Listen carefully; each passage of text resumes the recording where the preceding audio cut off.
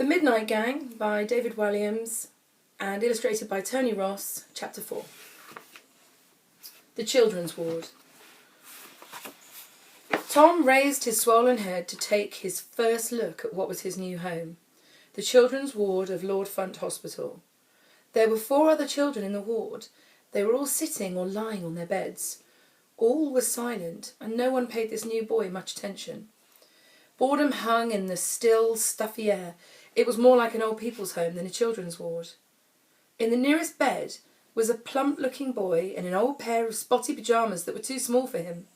He was flicking through a dog-eared picture book of helicopters and sneakily munching on some chocolates he had hidden under his bedsheet. The name George was chalked up on a blackboard above his head. And there's a picture of the 4 children who Tom Charper meets when he first enters. And you've got George, Robin, Amber and Sally. So you've got the 4 of them there. Okay. Next to him was a short, slight boy with neatly combed ginger hair. He must have had an operation on his eyes as they were covered with bandages. So covered, in fact, that it was impossible to see anything. A tall pile of classical music CDs and a CD player sat on his side table. The boy's pyjamas were much smarter than George's, and he wore them neatly with the top button done up. Over his bed in chalk was the name Robin.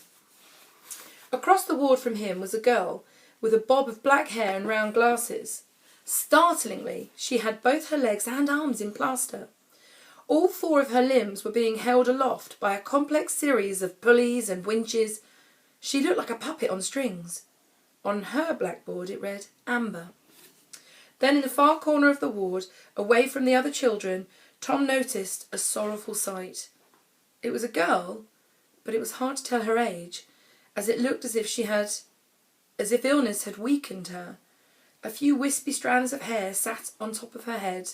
Above her bed was chalked the name Sally. "Say hello to everyone, young sir," prompted the porter. Tom felt shy, so muttered, "Hello," as quietly as he could get away with, without being told to repeat himself. There was a vague murmur of hellos in return, though Sally remained silent. "This must be your beds right here," slurred the porter as he wheeled the trolley over. Expertly, the boy was rolled from the trolley to the bed. "Are you comfortable?" said the porter, plumping up a pillow. Tom didn't answer. It wasn't comfortable at all. It was like lying on a concrete slab with a brick for a pillow. Even the trolley was more comfortable. It was stupid for Tom to pretend not to hear the porter as he was standing right next to him. The man was so close that Tom could smell him. In fact, the boy was sure the whole ward could smell him. The man was rather pongy, like he hadn't washed for some time. His clothes were tired and worn, his shoes were falling apart, and his work overall was thick with grease and grime. He looked like he must be homeless. "So, is this the world's worst cricketer?" came a voice. The children in the ward tensed and shivered at the sound.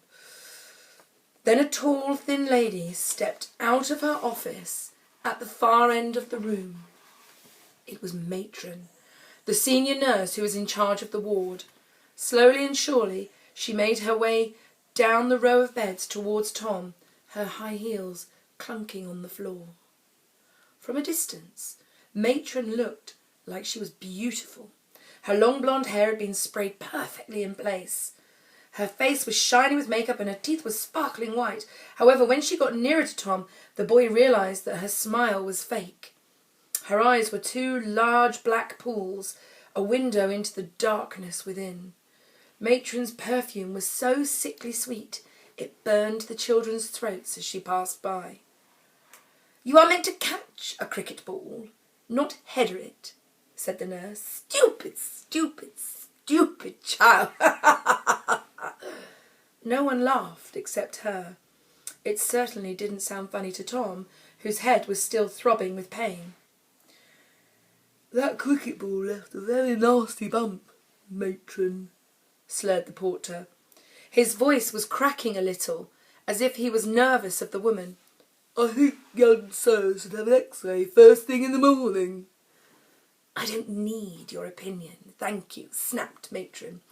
In an instant her face didn't seem that beautiful after all, as it twisted into a snarl. You are nothing more than a porter, than a lowly porter, lower of the lowest of the low. You don't know the first thing about caring for patients, so in future keep your mouth shut. The porter lowered his head, and the other children exchanged nervous looks. It was clear this lady intimidated them all. With a flick of her hand, Matron brushed the porter aside, and he stumbled a little to steady himself. Let me look at this bump, she said as she peered over the boy. Yes, that's a nasty bump. You should have an X-ray first thing in the morning. The porter rolled his eyes, but once again the boy didn't react. Without even so much as glancing at him, Matron said to the man, Porter, you may go, before you stink out my ward. The porter sighed, before giving a brief smile and nod to all the children on the ward. Quickly! Shouted the woman, and the man limped as fast as he could, dragging his withered leg behind him. Tom began longing to be back at school. The children's ward seemed an utterly miserable place to be. End of chapter 4. Bye-bye.